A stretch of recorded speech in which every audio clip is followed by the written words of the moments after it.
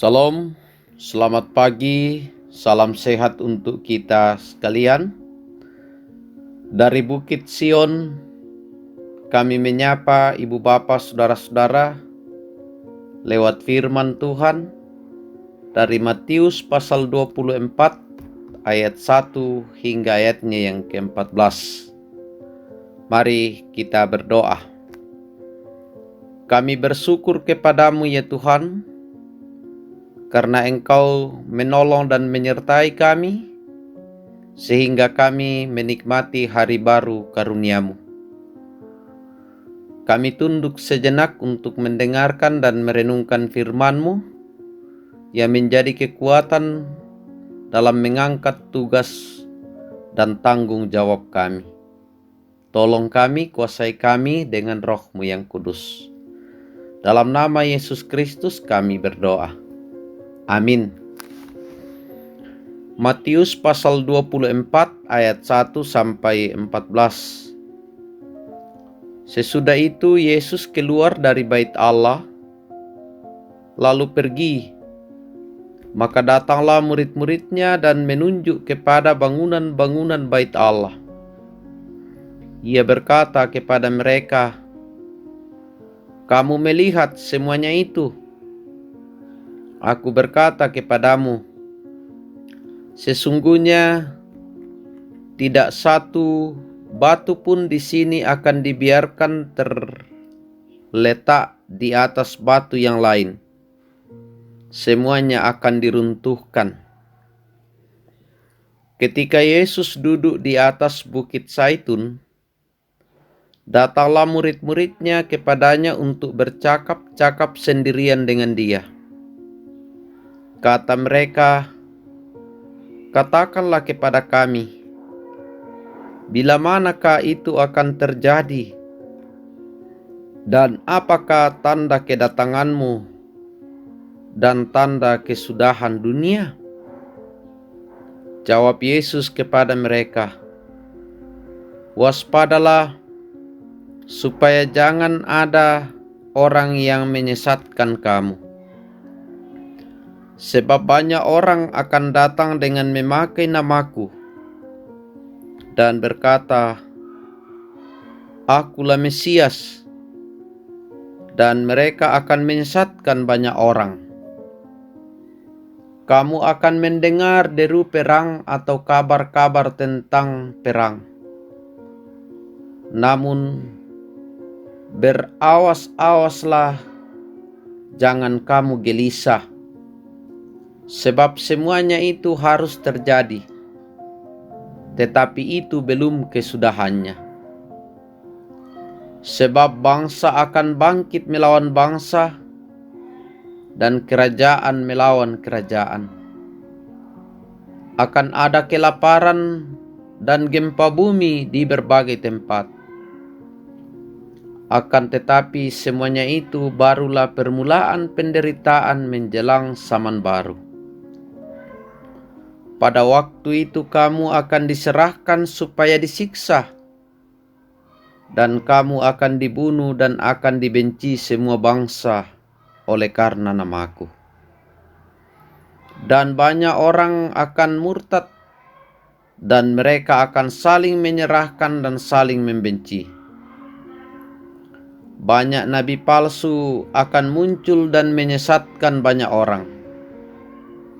Dan karena makin bertambahnya kedurhakaan, maka kasih kebanyakan orang akan menjadi dingin.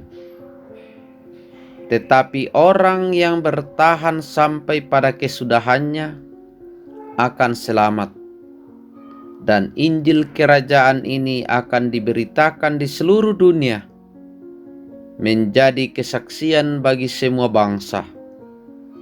Sesudah itu barulah tiba kesudahannya. Amin. Bapak, Ibu, saudara-saudara yang dikasihi Tuhan, dalam Matius pasal 24 ayat 1 hingga ayatnya yang ke-14 diberikan satu kata, waspadalah, matangking komi. Saudara-saudara yang dikasihi Tuhan, waspada adalah sikap mawas diri menghadapi situasi yang mengancam. Entah karena serangan musuh ataupun karena bencana alam serta karena wabah penyakit. Tuhan Yesus dalam khotbahnya tentang akhir zaman menggambarkan situasi yang akan dihadapi oleh murid-muridnya dengan munculnya nabi-nabi palsu yang akan menyesatkan banyak orang dengan mengatasnamakan Mesias. Deru perang akan terdengar di mana-mana, serta penyiksaan akan terjadi. Kedurhakaan akan merajalela serta kasih akan semakin dingin. Kedatangan Anak Manusia pasti terjadi, meski harinya tidak bisa dipastikan oleh manusia. Yesus memproklamasikan permulaan penderitaan zaman baru yang ditandai dengan keruntuhan bait suci, penyesatan atas nama Mesias, kabar tentang perang, kelaparan, pengikut Kristus akan dibunuh, banyak orang akan murtad dan saling membenci, muncul nabi palsu, dan kasih setiap orang menjadi dingin.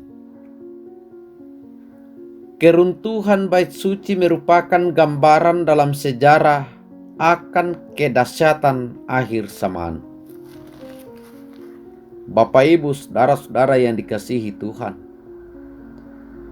waspada adalah sikap berjaga dan hati-hati dalam hidup kita sehari-hari.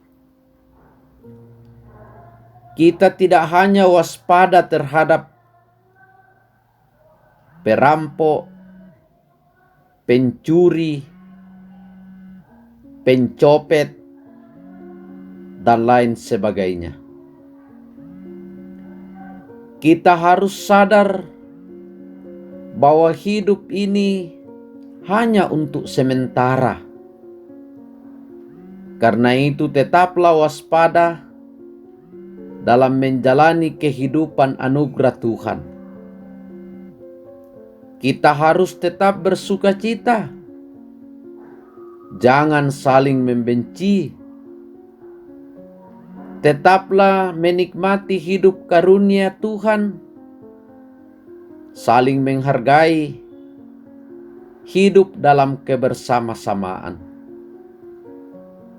Yang paling penting, bagi orang percaya kepada Kristus, bahwa selalu waspada adalah pola hidup dan pola pikir yang selalu siap sedia terhadap kedatangan Anak Manusia, yang harus menjadi pusat perhatian kita saat kita berkarya menjalani hidup sehari-hari. Waspadalah sambil menantikan kedatangan Kristus dengan cara melakukan segala kehendaknya.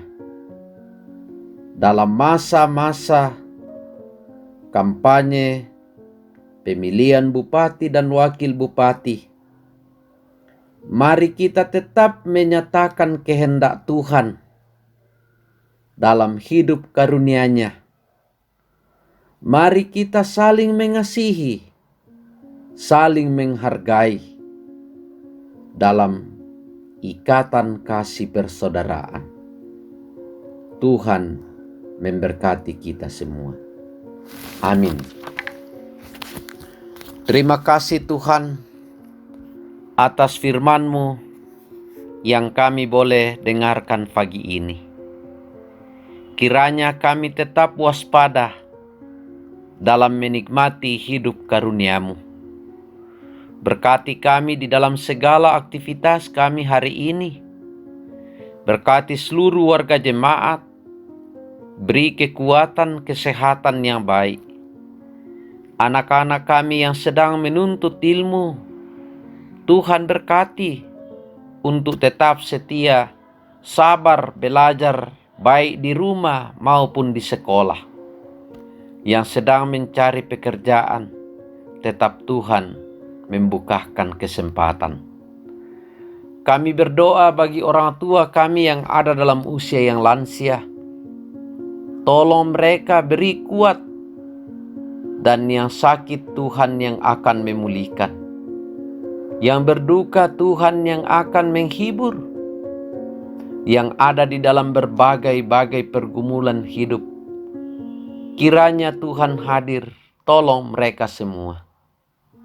Berkati pekerjaan kami. Apapun yang kami rencana, kami pikirkan, kami lakukan, kami pelihara, kami tanam, Tuhan berkati.